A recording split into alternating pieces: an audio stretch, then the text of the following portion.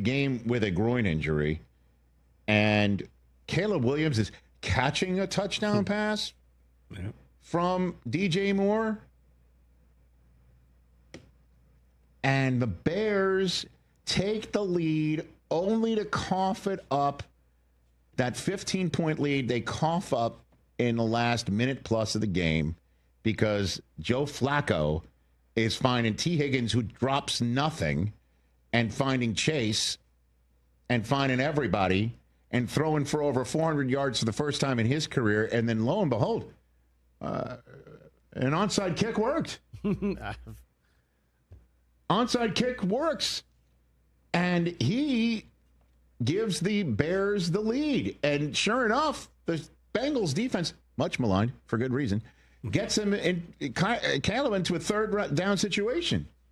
Caleb runs for the first down and then throws over the middle to Colston Loveland, the rookie tight end, who takes it the distance because the Bengals just try to knock him down instead of tackling him. That was amazing. That play was amazing. And that was basically the Bears-Bengals game from start, which, by the way, started with a Bengals kickoff return for a touchdown. By the way, on the day, may he now rest in peace, Bob Trumpy, the former Bengal, who, as you know, turned into a terrific NBC announcer. Welcome back to Bear Down Report, everyone. Today we've got big news out of the Windy City. The Chicago Bears have officially made the move. They have acquired edge rusher Joe Tryon-Shoyinka. Yes, you heard that right, a former first-round pick, now in a Bears uniform, ready to turn heads. The deal? The Bears traded a 2026 sixth-round pick to the Cleveland Browns and received Tryon-Shoyinka plus a 2026 seventh-rounder in return. This comes hot on the heels of the Bears' season-ending injury to starter Dayo Odeyingbo, a torn Achilles that left a gaping hole in the defensive end rotation. Now, hear me when I say this. This move has potential. It's not the blockbuster splash some fans hoped for at the deadline, but let's look under the hood and paint the full picture of what this means for the Bears' defense, for the future of this team, and for you, the fans. Tryon-Shoyinka was the 32nd overall pick in the 2021 NFL Draft by the Tampa Bay Buccaneers. Over 4 seasons in Tampa Bay, he amassed 15 sacks across 45 starts. After the Bucs declined his fifth-year option, he signed a 1-year deal with the Browns this offseason for roughly $4.75 million. However, here's the catch. His production hasn't matched the promise. With Cleveland this year, he appeared in 8 games, recorded just 9 tackles and 0 sacks. Many outlets flagged this move as little more than a depth play rather than a game-changing acquisition.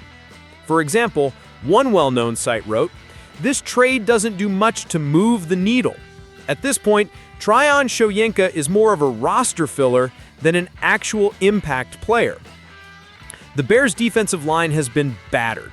Not only did they lose Odeyingbo, but rising edge talent Shamar Turner is out for the season, and other rotation pieces have been dinged up. What that means? Chicago needed bodies. They needed mouths at the line of scrimmage. They needed physical presence and the ability to rotate fresh legs into a defense that's going to grind. Here's where Tryon-Shoyinka becomes interesting for the Bears: metrics. According to Pro Football Focus, his pass rush grade is promising, a 73.5 in his career best, and in some limited sample, he boasts a win rate over 29% in rush attempts. If you're a detail lover, that tells you that the flashes were there. Maybe the context wasn't perfect, maybe the usage was limited, but the talent frame remains.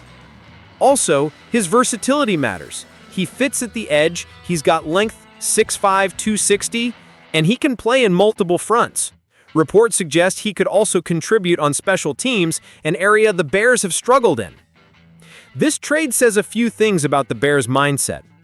They're serious about staying competitive this season. At 5-8 and in the thick of the NFC North race, Chicago, they're being smart and cautious.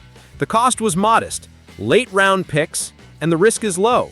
As one breakdown shows, this is a low-risk, high upside move. But it's not a silver bullet. Multiple analysts say, don't expect this one move to fix the Bears' pass rush by itself. He is part of the solution, not the entire solution.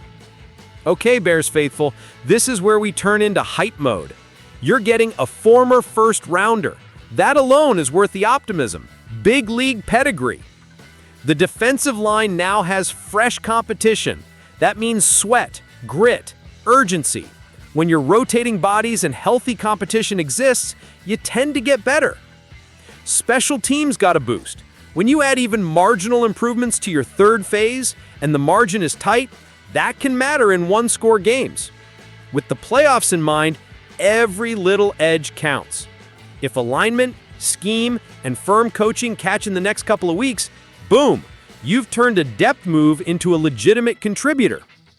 Yes, let's be real, Tryon-Shoyinka hasn't lit the world on fire yet. Production has been minimal, analysts are rightly cautious. Take one commentary from a Chicago sports website. This is the edge rusher version of store brand cereal. Technically fine, but nobody's excited to eat it. Ouch. And yes, the defensive end room is still thin behind the top guys. The Bears will need more than this one move to dominate the trenches. But that's what makes this trade smart. Sometimes you don't need fireworks. Sometimes you need a plug-and-work guy who fits your scheme, has potential upside, and can slide into a rotation while you develop your stars. The Bears may have pulled the trigger here. On balance, this is a win for the Bears. Not a blockbuster seismic shift, but a smart, disciplined move at exactly the right time. It fills a need, doesn't overpay, and gives the Bears some breathing room. If Tryon-Shoyinka embraces the rotation, buys into coaching, and flashes the potential that the numbers suggest he has, this could become one of those quiet move turn big things. This isn't a guarantee of playoff success, but it is a clear step in the right direction. From we hope to we're doing. That shift matters. Now, I want to hear from you. What do you think? Will Joe Tryon-Shoyinka be the spark the Bears' pass rush needs? Or is this just papering over bigger issues on the defensive line? Hit that like button, subscribe to Bear Down Report, and drop your take in the comments. Are we looking at a game changer or another depth piece? Let's go Big Bear energy! Until next time, Bear Down!